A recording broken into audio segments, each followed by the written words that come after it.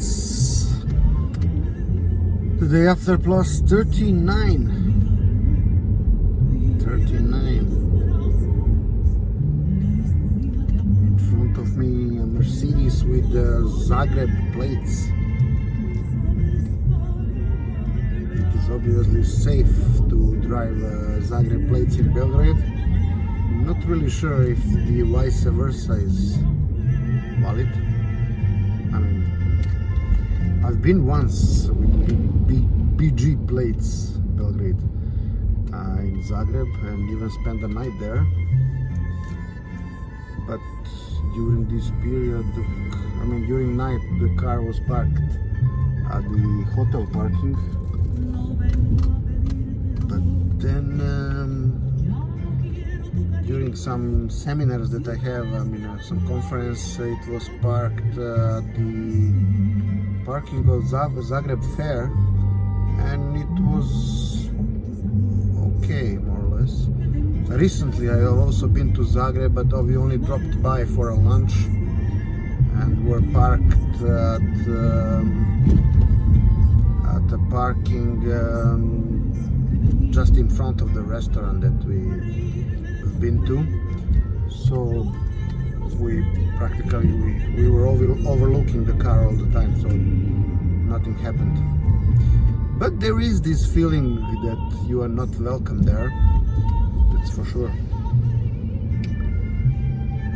Okay, I wanted to tell you something about the events of 14 years ago. 14 years ago on today's date. What are people doing? There was a match between Serbia and Argentina at the World Championship in football in Germany in 2006. I was there, not at the very match, but I was in Germany. I had a reunion with my ISEC fellows, so it was a 10th year anniversary of our stay in Hamburg in 1996.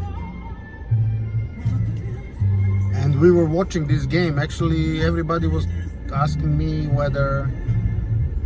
First, everybody was surprised that Serbia and Montenegro, as that was the name of the country back then. But actually the country just fell apart. Even Montenegro decided to separate just a month, I believe, before that game or something like. So actually, yeah, and so the match was disaster. First of all, as I said, everybody, I was so proud when I was able to say that Serbia qualified for the World Championship, and everybody was so surprised because there were actually several teams, very strong football nations, that did not qualify. I cannot recall right now which they were, but never mind, it's not... Oh, the branch of a tree just... somebody is cutting branches of a tree nearby. And then we were at... I believe that a beer garden at the Stadtpark in Hamburg, and there we were watching, because this was quite common in Germany. You don't need to go to a match in order to feel the atmosphere. Practically people are sitting at the beer gardens, and then watching the match. We were watching matches at these big TV screens. So we were watching the match at the screens, and then it was a disaster. It was the biggest disaster of a Serbian national team ever. Football team. We lost 6-0. And not only that we lost 6-0, but the Argentinians, they were just playing with us. They even made it fun out of the game with some attractive passes, etc., etc. some also that I never saw before. I mean, there was a tricky shot, actually, tricky pass by one of the players. And of course that I was embarrassed. I was so embarrassed, but okay, after 4 to 5 beers at this beer garden, it was better already. It was much better. Well, yeah, what could I do? But I remember because of the influx of so many tourists, the authorities, I believe, gave a special permission to hookers from other countries to join their colleagues in Hamburg, because Hamburg, as you know, I mean, especially I'm talking about this one area called Altona Reeperbahn, the street of red lights.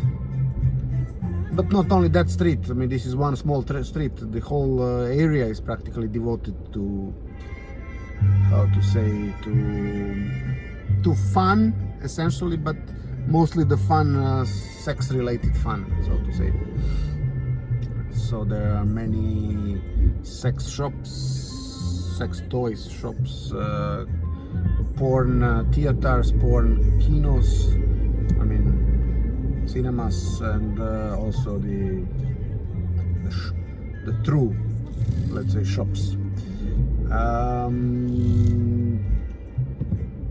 And then, yeah, I remember listening to that, to arguments whether it should be or shouldn't be allowed to import, I believe, from Poland or I don't know which countries. I mean, a number of hookers for that particular occasion. I mean, I don't really enjoy the word hooker, so I try to use the word friends of the night. Yeah, I believe the stadium of Hamburger Sportverein was one of the stadiums.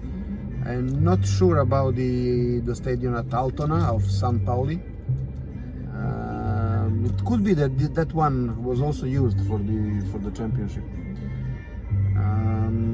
But it was fun, actually. I mean, all these, even at the beer gardens, all the people were. There were several, I mean, numerous fan groups. So, I mean, most of the groups had their own flags of their national teams. This is so, I mean, and there were no incidents whatsoever. I mean, zero, nada. At least I did not witness any. And I was practically with my friends watching all the games that we were able to watch during that one weekend. One extended weekend, so to say. And yeah, that was fun. Probably you will remember, because the weather situation during the just prior and during the championship in all Europe was quite odd. It was a lot of rain, storms even, etc., etc. And in Germany, in whatever city that was the host of this championship, there was nothing of that. I mean, it was sun. So all the storms and bad weather was around Germany, and Germany nothing. And then, of course, the various theories said that Germans have used some chemicals that are being thrown out of the planes, or however, in order to diverge the storms from Germany. I remember I was flying. There was a story that Americans, they are using the same thing, and this way they are trying to push the tornadoes, for instance, more south to Mexico. Mexico, viva la Mexico, señor, viva la Mexico. And so these things exist. it's no secret. But whether they used it or it was just a pure coincidence, I cannot tell, of course, and no one can. I mean, maybe the people that participated in it, they can tell if this happened. However, I remember I was flying from Belgrade. Probably it was Friday afternoon, I believe. And then they've put me to the plane that I didn't book. So this is funny. The only other time that I experienced something similar was in Tivat airport in Montenegro, but there it's pretty much common.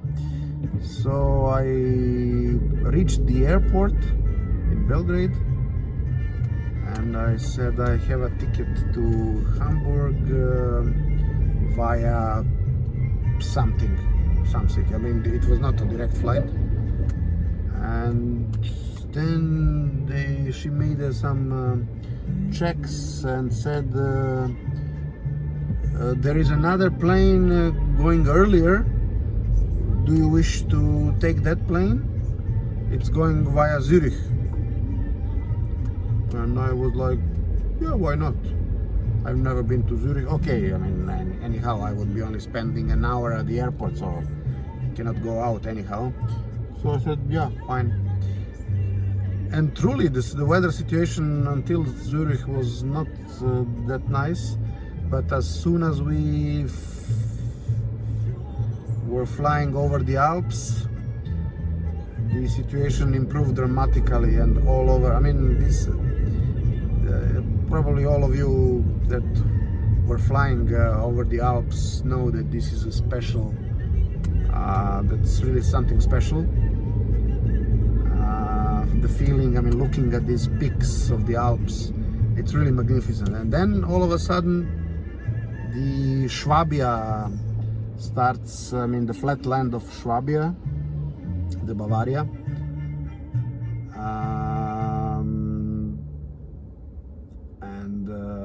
It's totally different scenery, of course.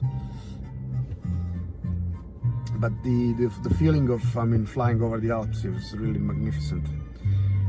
And so I finally reached my destination. I met my friends.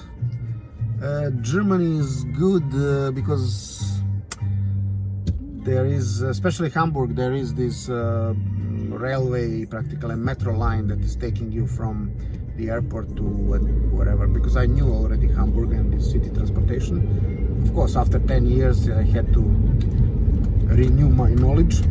But then I went because I had a rucksack, big one on my backs, and I had to leave it somewhere. And then I went to the railway station directly from the airport.